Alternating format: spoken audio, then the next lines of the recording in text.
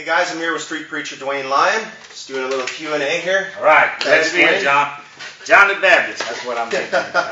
Haven't baptized too many people yet. You got his beard, though. The future, you never know what the future holds, right? So, one of the questions I had for you, just because, I mean, you've done 30 years of this now, 70 nations, and so, you get to be right there on the ground floor with people. We live a very detached life through the media now. We just see a vision of a vision of a vision of a copy, basically. So being right on the ground, reaching people personally, and going to all these different countries where culturally things are so different. I'm just wondering, because the news, there's always so much negativity in the news, which is why I don't watch it. Do you, from what you see daily, do you see God's blessings and miracles outweighing the negative? Like when you walk around and you just deal with people all the time, how much of that scale do you see? Like, how does things balance out in your life? How do you move forward? You know, do you see more good than bad generally? John, that's a very good question. And here's what I found. When I left Jordan, Kentucky, town of 30 people, everybody was famous in Jordan. It's easy to be famous in a small town. But I learned something through these 30 years, through these 70 countries. I've learned that people are people. I sat one time in the nation of Jordan with an Arab family. There was a man and wife, and they had 3 lovely children. And I was with a newlywed couple, a couple of Jewish people. And I sat in the living room on the floor. There was a type of faith, they didn't have furniture, and drank tea, what they call shai, with the Arab family and the Jewish family. And everybody's got the same goals. Everybody's got the same hopes and dreams. Everybody wants to live in peace. They want to have a home. They want to have love. They want their children to have an education. And I have learned that people are people. And there's good people everywhere. Some of them think different. And some eat different foods and have different lifestyles. But there's far more good than bad. I believe the majority of people are good. And I see every cup half full. I'm an optimist. Jesus was an optimist. Jesus did more laughing and smiling than he did crying. Although in this life, we're going to shed some tears. Everybody is hurting or been hurting and will get a chance to hurt. But that's what God is for, to heal us and bind up our wounds. But I'll be honest with you, John, every day is like a dream. Every day I wake up with joy and wonder, who am I going to meet today? And people come out and share their story, and I tell them some of my stories. And it's a wonderful life. And I count it a privilege. I'm glad that God called me to preach. I come from a small town. I don't have a lot of education. But God blessed me to travel the world. I've walked London Bridge. I've watched Big Ben. I've hiked around the Sea of Galilee. I've rode a camel in 10 nations. I've got a chance to box in the Sahara Desert. I'll tell you that story some other time, John.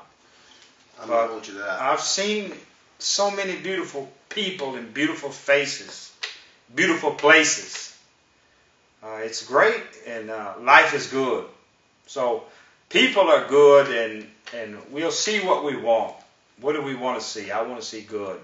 So even when someone throws a cup of hot chocolate at me or throws a rock at me, I realize, what secret pain does that person have? What happened to them that make them, do a one-finger salute when they're riding to the stoplight?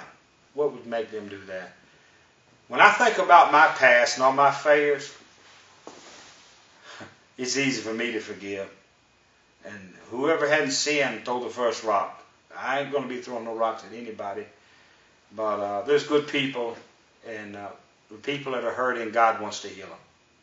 You know, I really like hearing that from somebody like yourself who's traveled a lot, because it carries, I feel personally, it carries a lot more weight that way, because, like I said, you've been in the thick of it. And I don't want to get too somber on you, but there is one particular story that I really felt I wanted to ask you about, because if we look back through our lives, I feel we all have examples of where we can see God at work. Very obviously, that can't be written off as coincidence. But would you allow me to ask you to tell the story of the young lady that you met at the lake?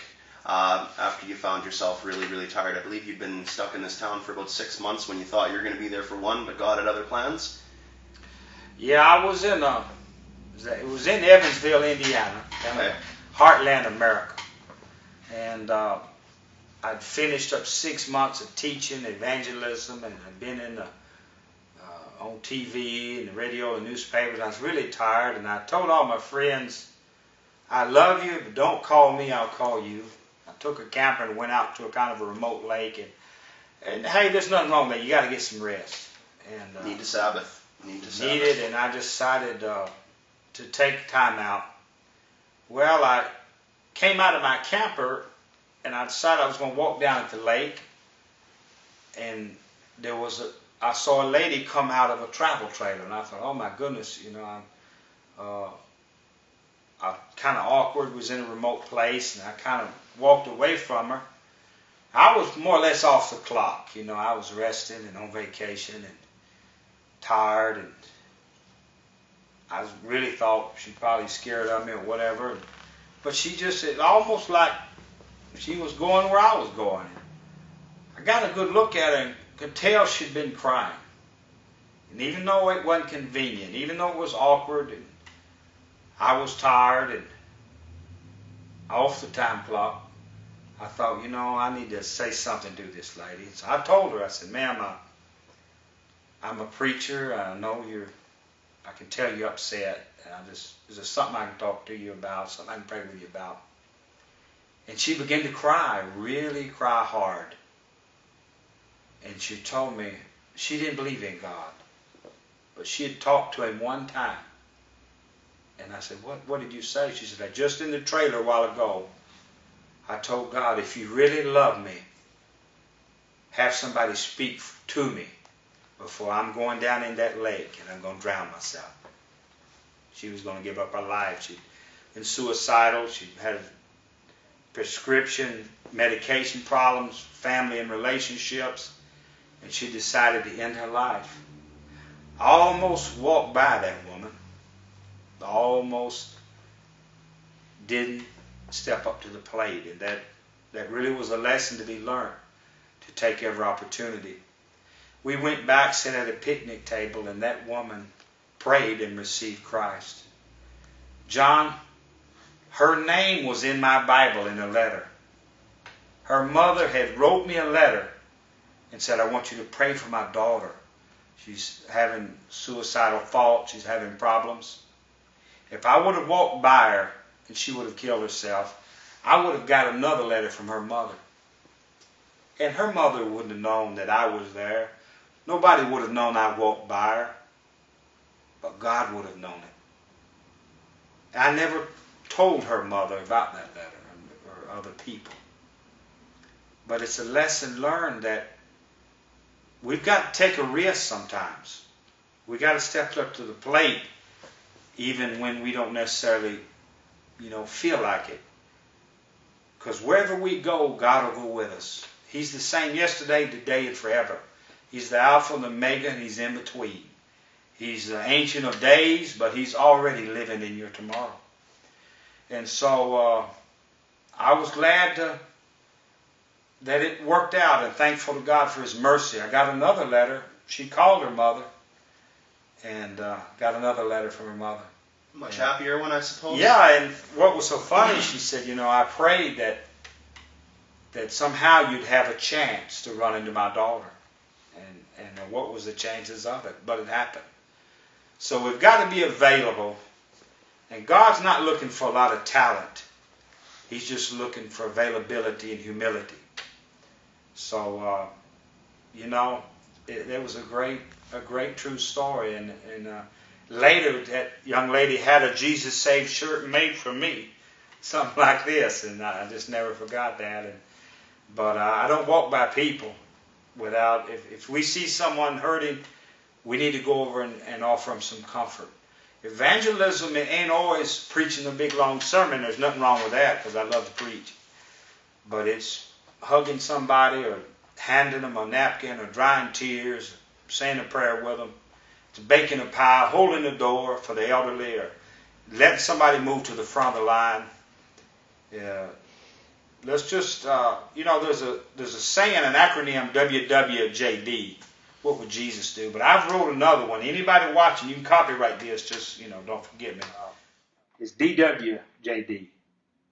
Do what Jesus did. We don't really have to ask. I'm not against that saying. I'm not trying to one-up him. Let's just do what he did. And if Jesus saw somebody hurting, he helped them.